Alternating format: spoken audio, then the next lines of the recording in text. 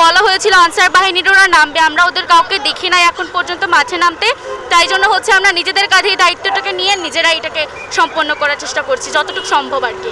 অনেক স্টুডেন্ট আছে, স্টুডেন্ট যারা জনসাধারণ আছে, যারা ছবি তুলতে আসে, ভিডিও করতে আসে, ওরা যখন এই ফিল্ডের মাঝখানে চলে আসে ফ্ল্যাগ নিয়ে বা শাড়ি পরে অনেক মহিলা আসে ছবি তোলার জন্য, ওনারা ছবি তোলা থাকাকালীন সময় আমরা গাড়ি ছাড়তে পারি না। ছোটো ছোটো বাচ্চা নিয়ে আসেন, অনেক সময় দুর্ঘটনা করতে পারে, সেজন্য আমাদের ট্রাফিকে 7 মিনিট 5 মিনিট অনেক সময় 10 মিনিটও চলে যায়।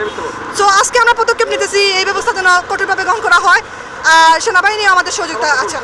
আমরা লক্ষ্য করতেছি যে বর্তমানে প্রশাসন এবং আইন শৃঙ্খলা পরিস্থিতি ঠিক না থাকায় আমাদের সাধারণ শিক্ষার্থীরা দায়িত্ব নিয়ে ট্রাফিক কন্ট্রোল করতেছে।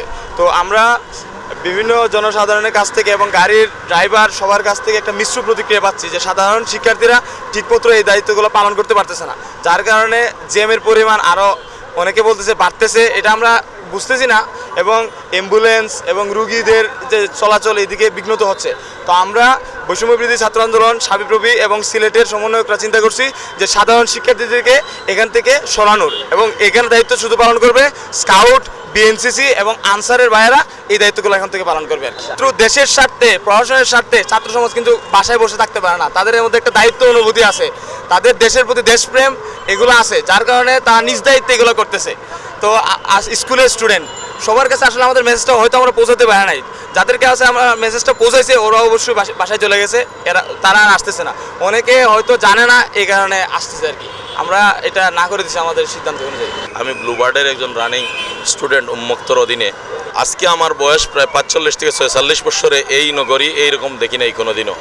আজকে যেভাবে তারা আমাদেরকে সুন্দর করে সাজিয়ে গুছিয়ে আমাদেরকে এই যানজট মুক্ত একটা নগরী উপহার দিয়েছে, আশা করি ভবিষ্যতে এদেরকে স্মরণ করে রাষ্ট্র এইভাবে সুন্দর একটা ডিসিপ্লিন করে আমাদেরকে যানজট মুক্ত একটা শহর গঠন করে দিবে।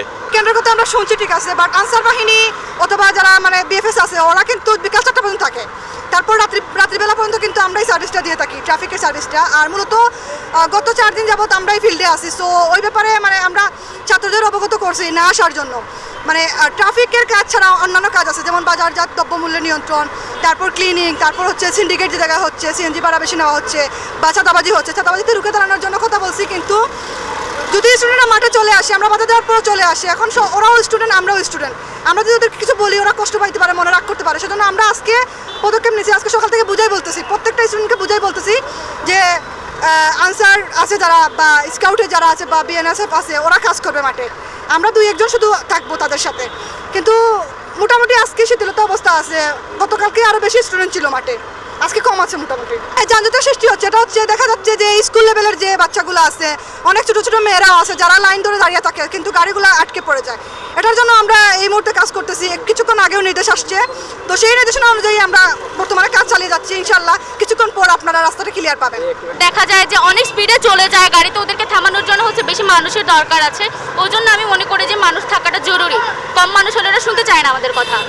আমরা নিজেরাও রাস্তায় চলাফেরা করি, আমরা যে সময় দেখি পুলিশ সিগন্যাল দিয়েছে আমরা ঘন্টার পর ঘন্টা বসে থাকতে হচ্ছে অনেক সময়, কিন্তু এখন যে আমরা করতেছি কেউ কিন্তু ঘন্টার পর ঘন্টা বসে থাকতেছে না, একটা লাইন আটকাচ্ছি বড় জোর 5 মিনিট